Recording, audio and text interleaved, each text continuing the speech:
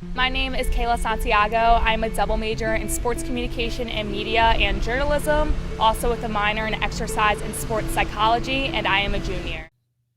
Last week on Philly Pressbox Radio, we had author Luann Lyons-Powell and longtime 76ers reporter Dee Lynam on the show. And now, as Women's History Month wraps up, I have the pleasure of talking with a young lady who's hoping to make some history of her own. She does radio play-by-play for the Delaware Bluecoats in the NBA's G League, and she will very soon be the new sports director at Rowan University Radio, where she is a junior.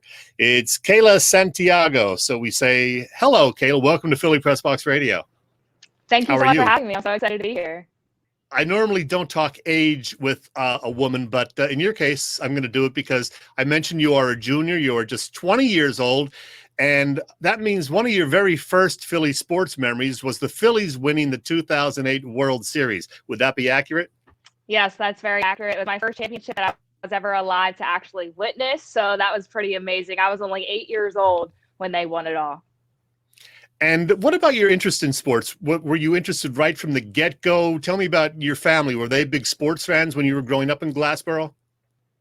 Yeah, so my family is 4-for-4 with Philadelphia. I mean, they've loved sports growing up, especially my dad. I think it's funny because I would sit down, I would watch all the games with my family, you know, watch Super Bowl 52 with my mom, my stepdad, 50 other of my family members. And then when I was little, my dad would actually take me to batting practices at like 2, 3 years old.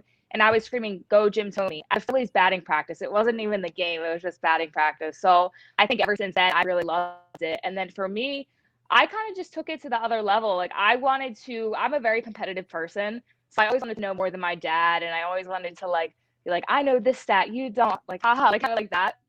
So it was really interesting. When I was like 10 or 11 years old, I actually decided to start taking stat. I would have a stat book and I would really, really just try to get to know the players and get to know their ERAs, their batting averages, where they played, especially for the Phillies, because 2008 to 2011, that's when they were their best. You know, it was Jimmy Rollins, Ryan Howard, Chase Utley. So I wanted to be educated. I wanted to learn about it. And I think that's where my love really started, when I realized it was more than just a fandom, but it was about me being so passionate about something that I want to put work into it when I was 10 or 11. So when it came time to go to college, you decided ultimately to stay close to home. You live in Glassboro and you go to Rowan, pretty much right down the street. What went into that decision? Yeah, so it's actually a funny story because I didn't want to go to Rowan because it's right around the corner. I was like, Mom, it's in my backyard. I'm not going there. I want the college experience. Now, I didn't realize the college experience back then was exactly what I'm getting now in my backyard. I actually applied to Rowan the day before the deadline because I didn't want to go. And it's interesting because I decided to reach out to the communications director and I said, what can I do in sports what kind of programs do you guys have so I could really get to know the school? And then at the end of the day, make my final decision in May when it was, you know, decision day, trying to figure out which college I really wanted to go to. And they said, well, we actually have this new sports communication and media program coming in 2018 when I was a freshman. So the program was literally new the year I came in. So it was like perfect timing. It was like everything just kind of lined up perfectly. It was meant to be for a reason. And honestly, it is one of the best decisions I've ever made in my life. Well, thanks to social media, I was able to kind of check out your resume, and you have done quite a lot in your 3 years at Rowan. Tell our viewers and listeners, you know, just some of the things that you've been able to do through your major and Rowan Radio. Yeah, so my freshman year, I interned at WBCB, it's Merrill Reese station, the play-by-play broadcaster for the Philadelphia Eagles. So there I was able to kind of write hourly sports scripts, and then I also got the chance to go to Philadelphia Eagles training camp and do some interviews with the players there. So that was a really awesome opportunity. And then I did a project in mental health and diversity in sports, something I'm super passionate about. So I wanted to also put my work into that. And then I got to intern with NFL alumni, and I'm still there currently. I started in September 2020. They asked me to come back in the spring, and just a world of possibilities there. I've been able to do Super Bowl interviews. I went to the Red, White, and Blue Celebrity Golf Classic and interviewed former NFL players. And then I also got the gig with the Delaware Bluecoats. They're the 76ers G League affiliate. And that is just one of the most amazing things I've ever done. We had all audition, I believe, out of like 20 people, and 4 of us got chosen, and I was one of the 4, which was an amazing experience for me. And I also got chosen to do the NBA G League championship game because the Bluecoats made it that far, their first ever in franchise history. They didn't win, but it was a crazy experience to be 20 years old and be broadcasting a G League championship game. It was the opportunity of a lifetime. And I think it really put me on the map, and it taught me just to work that much harder. So I think this Blue Coats opportunity really just made me realize exactly what I want to do, and that is play-by-play. If I'm not mistaken, you did that broadcast remotely. You were basically watching it on a TV screen. Is that right? And was that difficult not being in the arena to call the game? It was very difficult. It was definitely a lot different. You know, we had to do it at the radio station, actually. That's where we did it. And I'm used to doing Rowan games, you know, in the basketball arena or at the baseball field or at the football field. So we had to do it from a TV in a little conference room. It was definitely a lot different because, you know, TV angles don't always give you the full effect. Sometimes they'll cut the camera real sharp to a coach or a player, and sometimes you're missing some of the action. So Right. you really have to do your research and really make sure you're ready to ad lib, which is super, super important. It was tough, but I think it's a good thing for us to do because you never know. Maybe next year for rowing games, for away games, they might be like, do it remote. Don't travel with us because COVID is still around.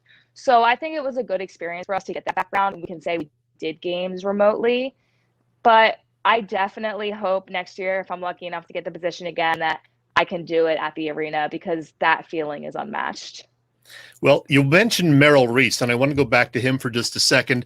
Merrill's been kind enough to talk to me every September. We have him on our show to do a little Eagles season preview. He is terrific, and I just want to share something with you. I actually texted Merrill this morning and asked about you, and this is what Merrill said. She's bright, has a passion for all sports, has knowledge way beyond her years, will work tirelessly, and will one day be on network TV. That's from Merrill Reese. That's pretty cool, huh? Wow, that like warms my heart. It's funny because I actually talked to Merrill this morning. I did a little bit of an interview with him for a project we're working on. Merrill is absolutely amazing. He's one of my biggest mentors. You know, he would literally pick apart my tape and say this better or say differently. Don't use your Jersey accent because that's not what people want to hear. So he would really sit with me, pick apart my tape. And I think that's something that helped me so much. I learned so much from that internship. And like I said, I still keep in contact with Merrill. I probably text him like once a week. He is terrific. Just love the guy.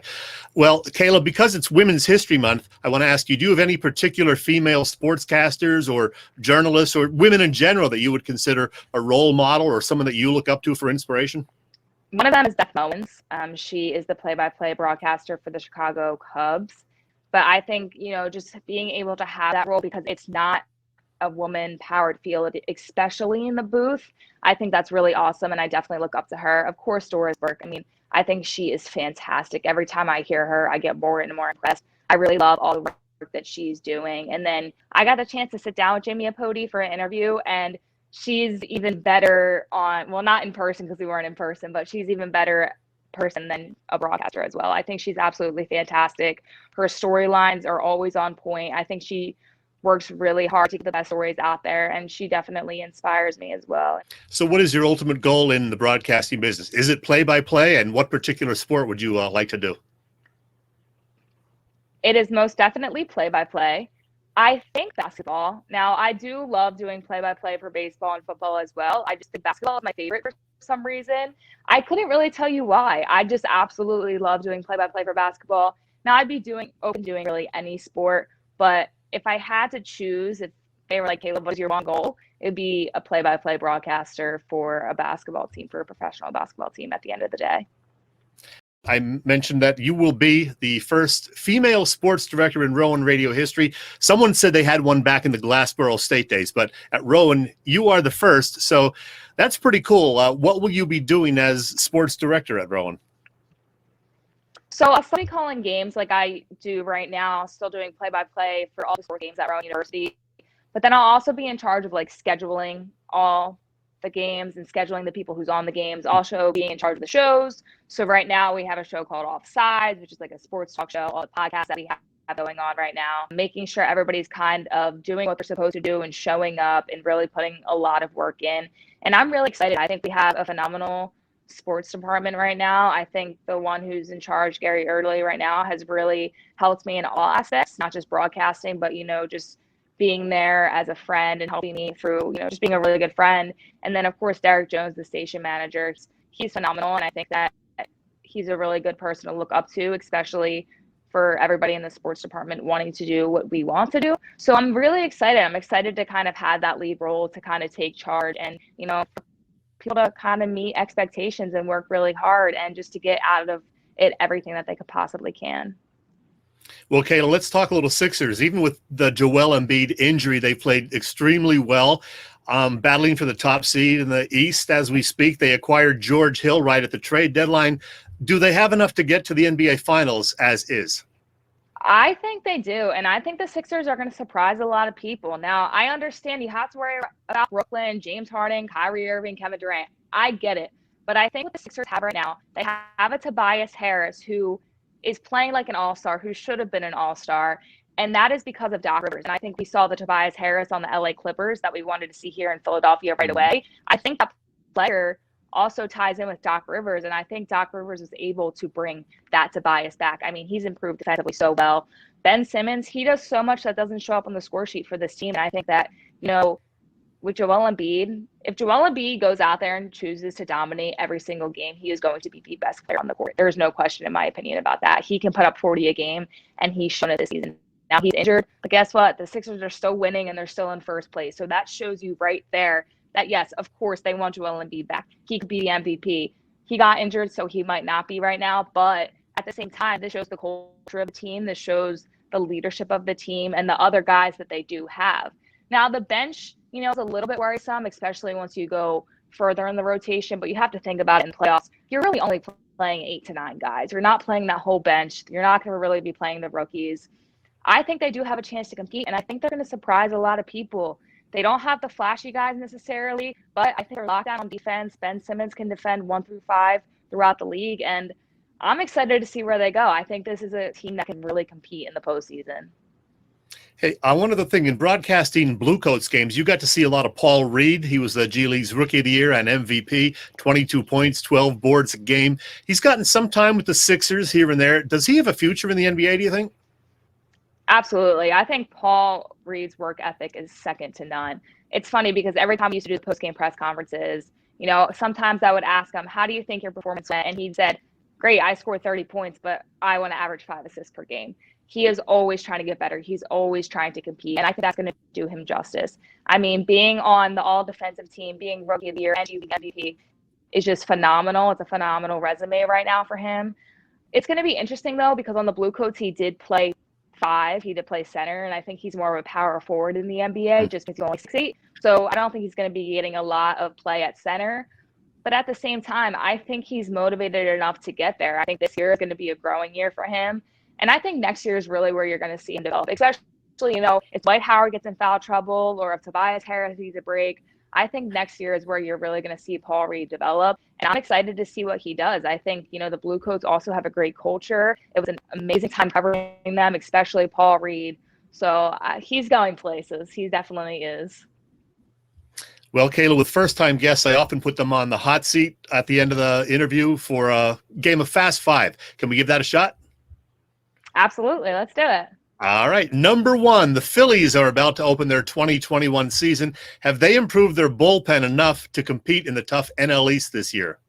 I don't think so. I'm going to be honest. I really don't. I think they still need more pieces, and injuries happen. We saw that last year with the Phillies. They still need more pitching in that bullpen. Speaking of needing more pieces, the Eagles went 4-11-1 last season. My opinion, they're a mess. What is the outlook for the Eagles in your view? They're in rebuild mode. I don't think they're really going anywhere this year. And I think, they need to get pieces that help out Jalen Hurts. And I think they're doing an injustice for not getting him those pieces. Hopefully they can hit on this draft. And hopefully I'm completely wrong. Hopefully they actually do well and the Eagles can succeed this year. But in my opinion, I think they're in rebuild mode. I don't think we're going to see an Eagles team compete in the postseason, at least for a few years.